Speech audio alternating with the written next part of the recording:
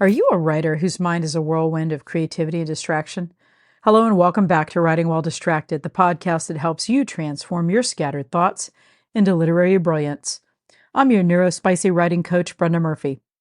Stay tuned as we talk about novel pacing, the magic element to get your readers to stick around and to read your next book.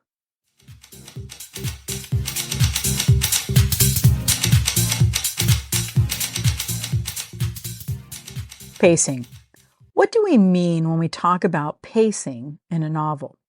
Pacing is how the reader perceives the speed of the story. So when we talk about pacing, we're talking about the reader's experience and how they feel reading through the novel. Whether they feel breathless, whether they're comfy and cozy, whether they're titillated and excited, or if they're bored because your pacing is off. Pacing that's off will yank a reader out of their experience and is more often than not the cause for a reader to not finish a novel. Writers who excel at pacing often get reviews from readers who say, "I couldn't put this book down. I couldn't wait to find out what happened next. I stayed up all night reading this book because I wanted to know how it was going to turn out." Or, "This book is like a warm hug I didn't want to end. It was wonderful to settle down into the story and feel the world disappear around me." That's what excellent pacing can do for your novel. The primary tools for pacing your novel are sentence length, scene length, chapter length, word choice, and the length of your story overall. No matter if you're writing flash fiction or a 900-page novel, the point is that the length of your work affects how readers experience it and what expectations they bring to the story. If you're writing genre fiction, this is particularly important. People who read thrillers want to be thrilled. They don't want to be mired down in the middle of the book wondering why their thriller isn't thrilling them. Thriller readers want to have stories that are rapid-paced and that drags them along, whether they're ready or not. If you write cozy mysteries, you're going to pace your story differently because cozy story readers want to experience the story like a warm comforter on a winter night. They want to wrap themselves in the narrative, trusting the author not to tell them the story at a pace that's uncomfortable. They are reading cozy stories, whether it's cozy fantasy or cozy mystery, because they want to be tucked into that world that you've created and enjoy their reading experience at a leisurely pace. Romance readers, depending on the reader, want differently paced stories. Some want a slow burn, others want a story that gets to the naughty bits right away. Some want the pacing of a romantic thriller, and others want a cozy romance. Science fiction and fantasy readers tend to enjoy long stories that are well-paced with wonderful world building, where the exciting bits and the stuff that make you turn the page are interspersed throughout the narrative. This is where knowing who you're writing your story for comes into play. Knowing what story you want to tell is really going to help you with your pacing, along with who you're telling it for. When trying to sort out the pacing of your novel, use your past reading experiences.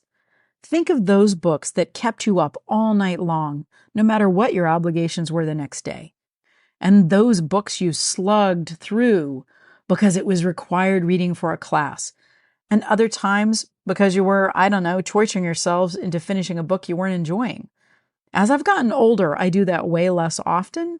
If I am not feeling a story, I'll just stop. I may go back to the book later because I might be in a different frame of mind, and I might finish it then. Which is something else you need to remember as a writer. You don't know what frame of mind or expectations your reader is bringing to their reading experience.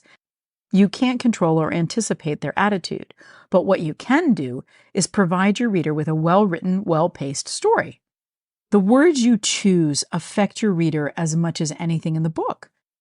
The length of words, how snappy they sound, also affects pacing. And the example I like to give here is languid. Languid is one of my favorite words because you feel it when you say it. Languid is a sensual word and it conveys taking your time to do something at a leisurely pace. If you write that your character strode down the street, your story moves at a different pace than it does if you wrote that your character strolled down the street. Both of those words feel different to your reader and influence how the story moves along. No less important is sentence length. Long, drawn-out sentences make your readers slow down because they have to concentrate and focus on what you're trying to say in that sentence. Complicated sentences require more focus than short, snappy sentences. Short, direct sentences allow your reader to move through the paragraph and on to the next thing. If you're writing a fight scene, skip the paragraph length sentences. If you're writing an argument or a breakup or any other intense negotiation that has a lot of emotion, you want to lean into snappy sentences for that dialogue. If you're explaining the details of a crime, that might be the time for those long sentences. The length of sentences affects the reader's experience of the character's experiences. For example, a scene that involves grief. Do you want your character and the reader wallowing in the grief? Writing long, detailed sentences about the character's loss, the drive out to the graveyard, the burial, those are the kinds of things that can bring your reader into the story and have them experience what your characters experience. But what if you have a character who doesn't want to experience grief and they want to ignore it or skip over it, and they just want to put it behind them? Writing shorter sentences and paragraphs and showing how they're avoiding their grief also moves the story at a pace that lets you know the character's avoiding their grief. It all ties in together. These are the details that are sometimes hard for new writers to grasp and are sometimes overlooked. But pacing is one of those things that brings people back to your books if they like how they felt while they were reading it. If they enjoyed the sensation of being so swept away in your story, they couldn't wait to get back to your book. Or if they couldn't wait to find out what happened next. Or if they enjoyed being in the world you created so long, they hated to finish the book and restarted reading it right away as soon as they finished reading it. Many cozy readers return to their favorite works because they enjoy the safe, cozy feelings of knowing what to expect after they've read it the first time and have enjoyed that comfort read. The next tool in your pacing kit is scene length. Short scenes versus long scenes versus medium-length scenes.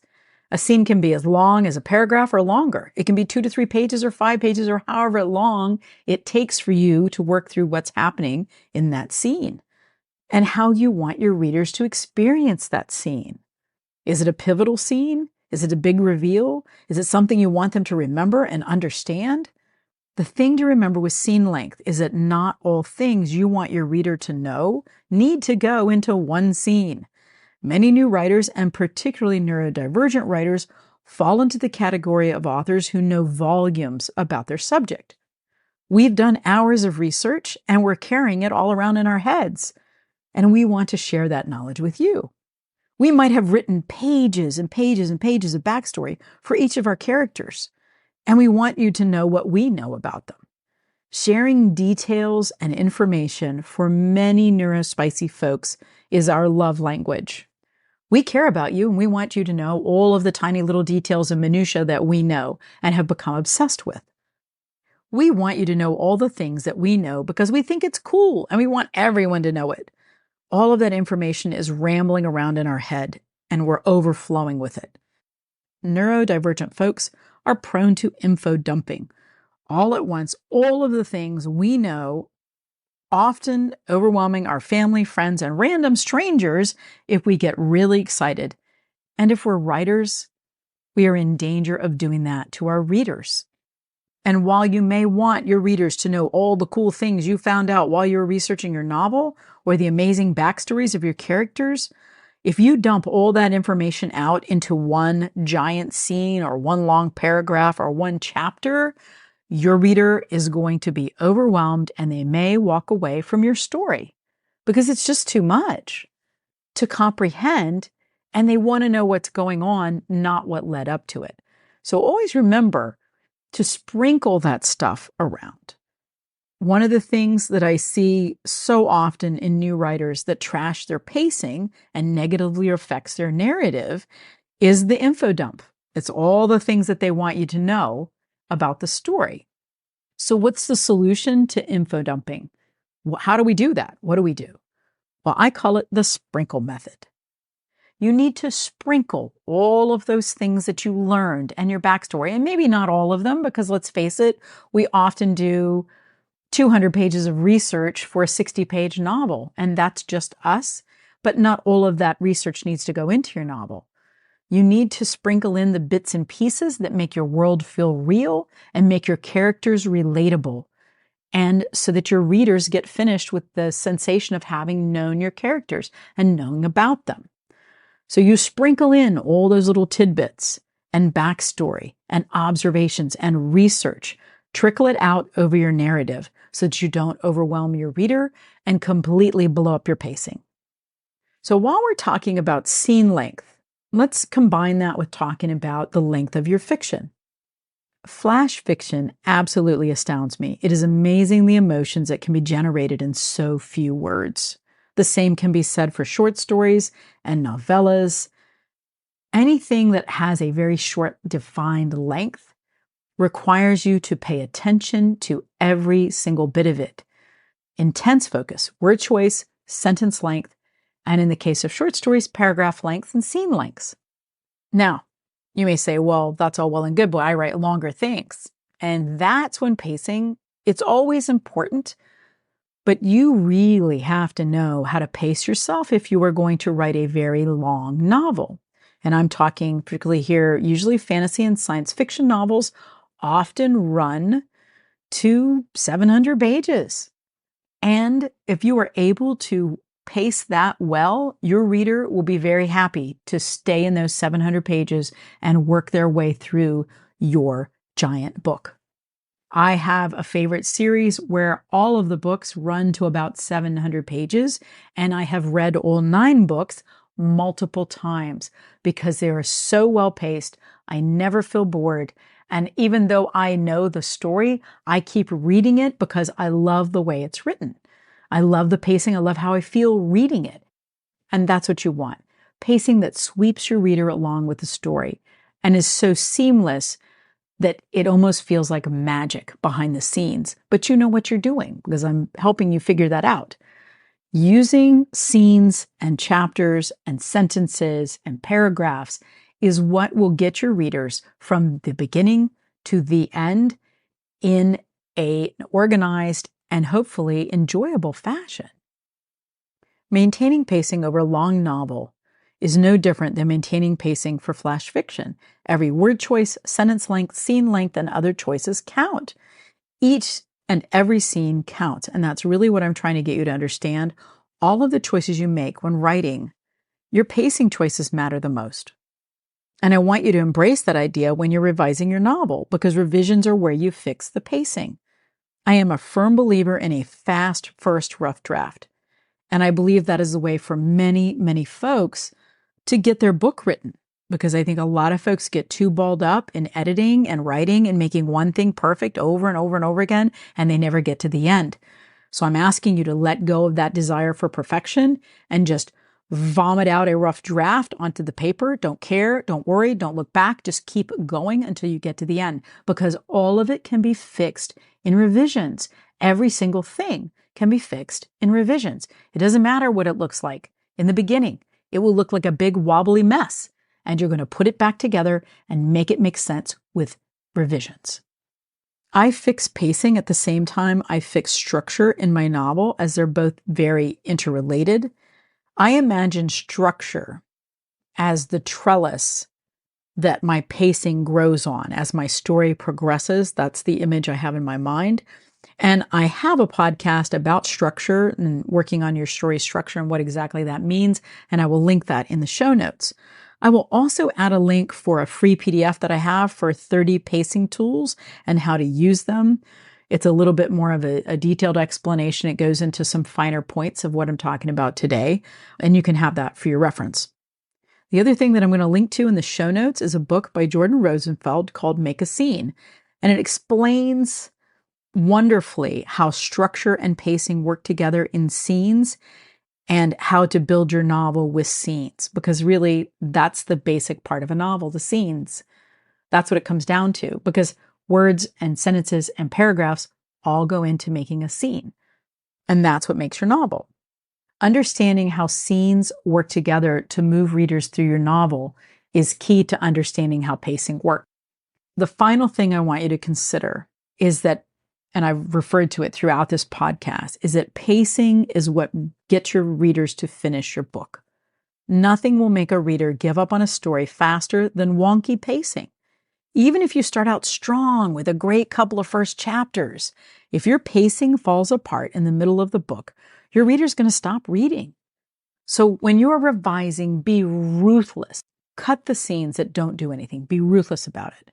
Insert scenes or revise scenes that don't move the story along or don't show character development, which is also part of your story. Make sure every scene is doing its job to move the plot along or show character development or do both. If your mind is wandering while you are reading through your manuscript, you've got a problem and you need to fix it. And you fix it by going back and looking at your word choices, looking at your sentence length, looking at your scene length and your chapter length. And follow that read through by looking at your narrative. Are you telling an interesting story that's going to encourage your readers to turn the page? Have you told an entire story in each chapter and not left your reader wondering what happens next? Each scene should end on an event that makes you want to read more. Make something happen, particularly at the end of a scene, even if it's just your character reflecting on what they're going to do about what just happened. Mastering pacing is huge, and it's probably the biggest part of becoming a writer and being a writer is understanding that concept. You want something to happen that makes the reader go, wow, what's going to happen next? You want that. That's the experience you want your reader to have because they're not going to keep turning pages if they feel like they've already understood the story. Or if there's no reason to turn the page. If the end of your scene feels finite, they're not going to turn the page. Mastering pacing can be challenging, but it's part of the craft of novel writing and it can be learned. Keep at it, use these tools, keep your readers turning those pages, and keep writing. Stay tuned, stay inspired. If you have enjoyed today's podcast, please subscribe and leave a review. It really helps get the podcast in front of more folks. Don't forget to check out the show notes for the links I talked about for a free PDF about novel pacing. And until next time, take care. Thanks for tuning in to Writing While Distracted, where we navigate the winding roads of creativity amidst the chaos of distraction. If you've enjoyed this podcast and found it useful, please follow me for more updates. Share it and tag me. DM me and let me know what you found most useful. Leave a review. It really helps get the podcast in front of more folks. And remember, in the dance between focus and diversion, every stumble is a step closer to mastering the art of writing. Join us next time as we continue to unravel the mysteries of the writer's mind. Until then, keep writing, keep wandering, and embrace the distractions that fuel your creativity. Stay tuned, stay inspired.